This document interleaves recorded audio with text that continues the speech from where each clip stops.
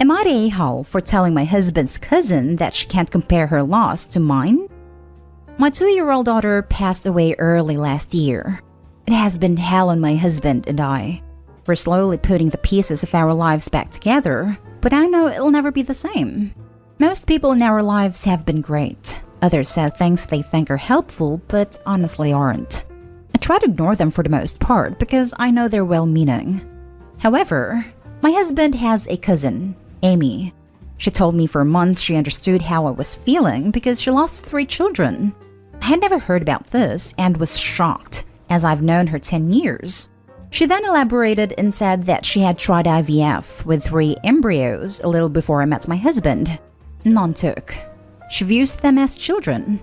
While I respect that and do not undermine how hard it is for IVF to fail, we had 2 failed attempts before I got pregnant with our daughter. I don't think it's comparable. She had hopes and dreams, but she was never pregnant. They never existed. I didn't feel this way with people who compared miscarriages to me losing my daughter because I get it. No matter how far along you are, you can be attached. But this just seemed like a huge stretch. I try to let go, but anytime I talk about my daughter or make a post about her, Amy would talk about her embryos. Not just in a I know how you feel, but basically direct the entire conversation back to her so she could talk about it. I started getting annoyed, so I told her that she was never pregnant. It's a loss, of course, but she cannot keep comparing it to my daughter that I had carried in my stomach, then cared for 2 years and got to know, live on, and then had to watch slowly deteriorate. She was diagnosed with cancer at 11 months. Amy got upset and said I was gatekeeping loss and that I can't tell her what a loss is. I said I was never trying to undermine her loss, but she can't keep comparing it to mine. Now a good chunk of my husband's family is mad at me. Am I the a-hole? Now for the top comments. As someone currently undergoing IVF treatment, with a pregnancy loss and failed IVF transfer under my belt, it is not even remotely the same. You are not the a-hole, and she needs help with her grief. It's okay to say something like, I understand your loss, but it does not compare to the loss of my living child. I would not have ever compared them, but you bring it up every time I mention her.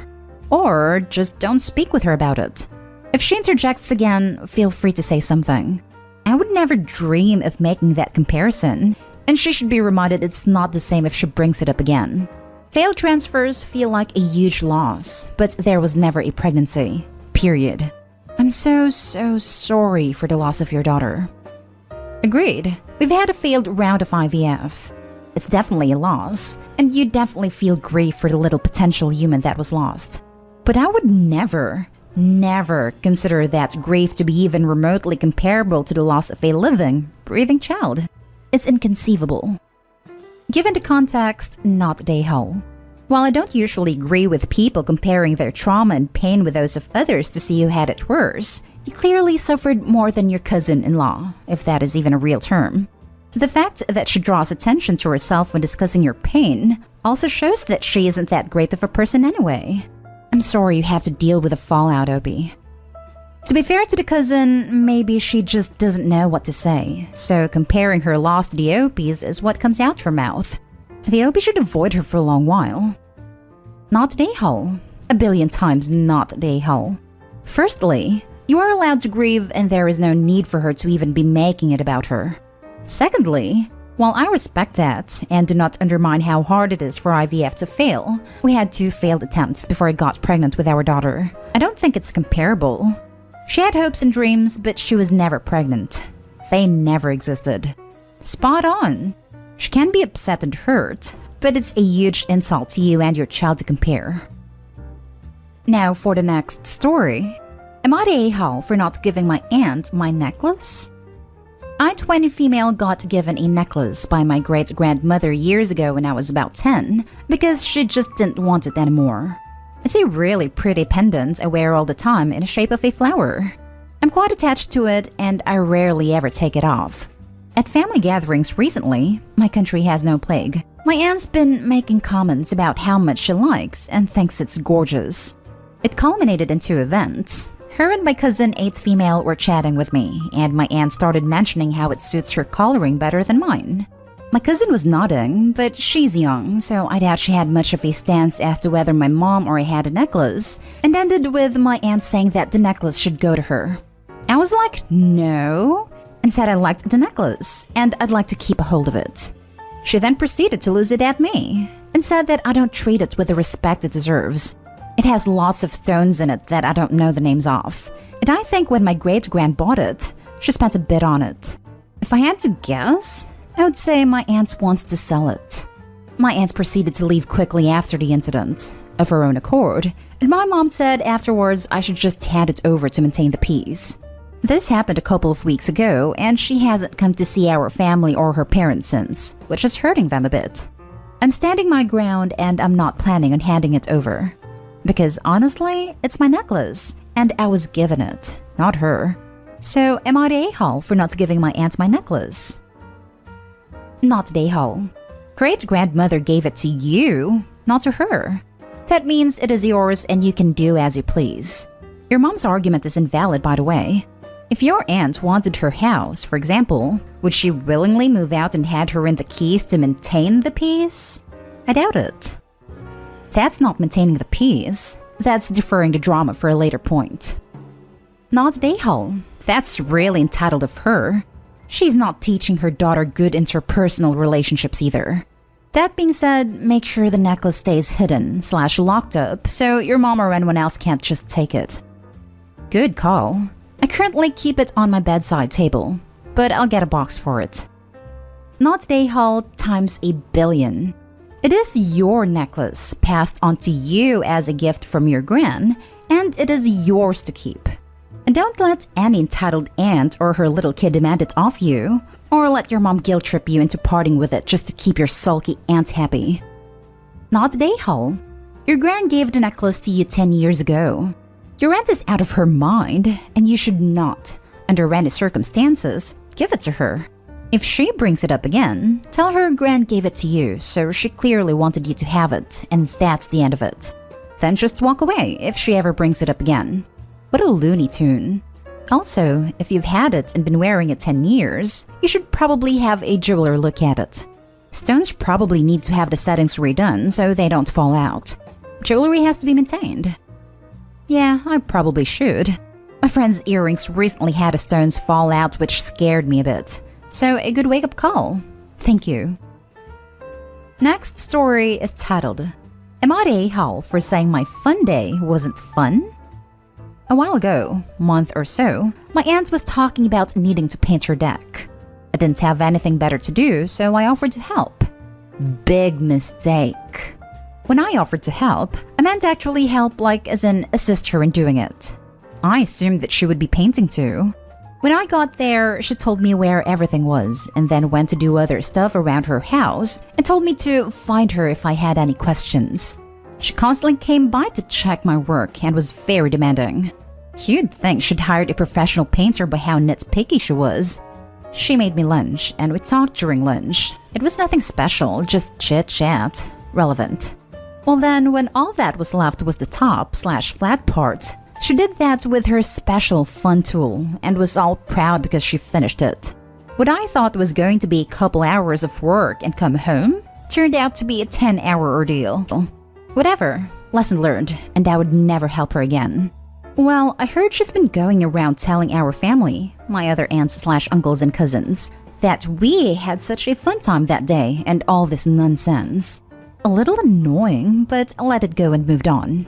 Then she was over for a barbecue yesterday and said to my mom, "So did Opie tell you what a nice time we had staining my deck?"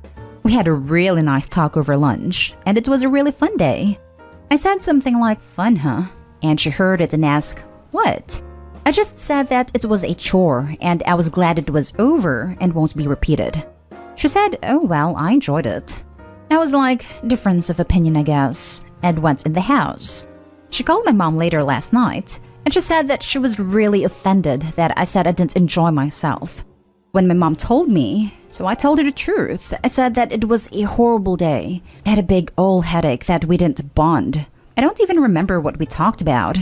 I said that I wanted to leave an hour in, but honored my commitment and what I promised to do. My mom said I should have left if she was being difficult and not even painting the deck herself, but that I should have humored her and let her think it was fun. Am I the a-hole? Now for the top comments. My mom said I should have left if she was being difficult and not even painting the deck herself. Correct. But that I should have humored her and let her think it was fun. Not correct. I don't believe in blowing smoke up people's behind like that. Not the a-hole.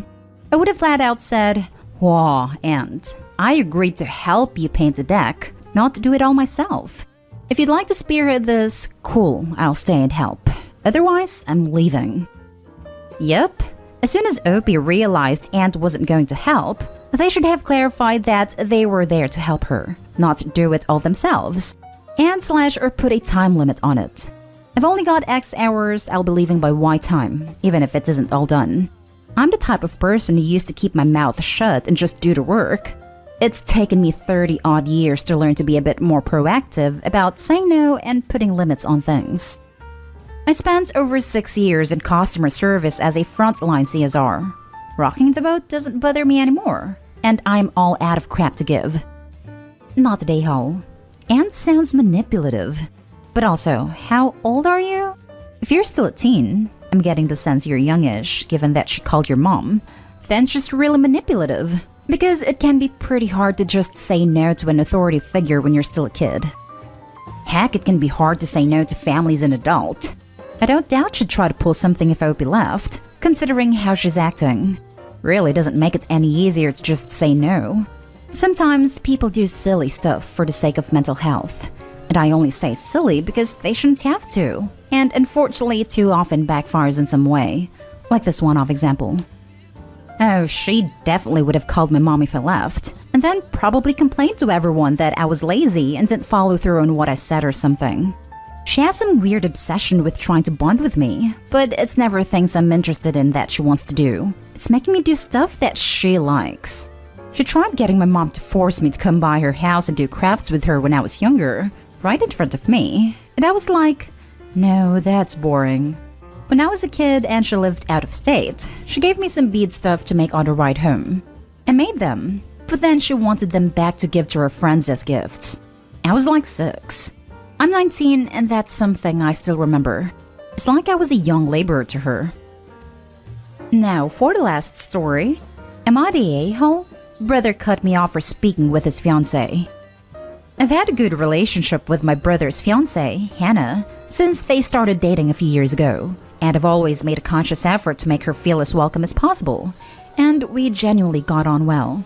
My brother Steve can be quite a difficult person, and hates it if a situation is out of his control. We used to have a group chat with me, Steve, and Hannah. This was the only form of communication I had with her, and I think it is so that Steve can oversee what I said. As Hannah and I became closer and chatted more frequently about everyday life, TV shows, clothes, holidays, etc., we had a one-on-one chat on Messenger, so that we didn't bombard the group chat with boring stuff. One day, as we were chatting about random TV shows, etc., the conversation got onto how she wants kids and is unsure if Steve wants them. I asked if they hadn't already discussed this as they're getting married next year, but she says when she approaches him about it, he gets angry, etc. She also brought up a number of things he does that, to me, screams red flags. For example, threatening to end things with her if she doesn't stop asking these questions, and calling her lazy if she feels she wants to stay in bed all day due to a depressive state. So here is where the AITA comes in. I ask her if she genuinely feels that marriage is the right thing if she hasn't got the answers to the important questions she wants to know. I ask if she feels on edge and depressed around him all the time like she says, and if marriage is really a good idea right now. Cut to a day or two later, they're both home together. They both usually work away on opposite shifts, so don't get to see each other much. I noticed my brother had blocked me on Facebook. I messaged Hannah and asked if everything was okay, and if she knows why Steve had deleted Facebook or blocked me. Rather than getting a response, she blocked me too. I had to find out from my mother that he is cutting me out of his life for doing what I did. I'm just not sure what I did wrong, and was I out of line? Why did she block me too? I wonder if she showed him the messages, or just told a one-sided story to paint me in a bad light. I would appreciate input, guys. Thank you. Edit. I am female. I am also straight, and in no way did I ever try to chat up my brother's fiancé. That is just ludicrous. If you don't understand what a sister-type relationship is and think it is unhealthy, then please educate yourself. I live in New Zealand. My mother lives in the UK. Steve and Hannah lived in Australia. Hannah's mom died when she was young. She still has a relationship with her dad and brother. They cut the rest of her family off for reasons unknown to me. I noticed I am not blocked on Instagram. My brother doesn't have Instagram, so I will keep her on there in case she feels the need to reach out. Not Dayhall, and I'm sure he's intercepted her messages and blocked you himself. He is horrible and controlling her access to communication. She knows you support her, and hopefully she'll get out of that relationship ASAP. I'm also not sure about her part in this though, as she has always voiced that she has no problem cutting people out of her life if they upset her, etc. And that she has no time for toxic people. So I feel like she isn't being as manipulated as people may think. Not Dayhall. Your brother is an abuser. He is threatening to end a whole relationship with her about a question. He forced his fiancée to block you. That means he even has control over her social life. She mandates what she speaks, or the way she likes to exist. Try to warn other family members only if you truly trust them. Also, has your brother always been that way with his romantic life, or is it recent? Moreover, the marriage is pretty sure a speedrun considering his choices over that poor woman. Not Dayhall. He has a history of this behavior. With his last long-term girlfriend, he pretty much cut her whole family off. And if anyone would say one thing that could be interpreted as mean towards her, he would fly off the handle. He is incredibly controlling. He has tried to get my mother on side about how I've betrayed him. But she told him that she isn't here to take sides and hopes it sorts itself out. I questioned the marriage as I had to pick up the pieces for him the last time his girlfriend had enough of him and ran off with her boss. I didn't want it to end a divorce before it had even started. Does the fiancé know about this? I think she does not. I hope she gets off with him or else she'll be stuck.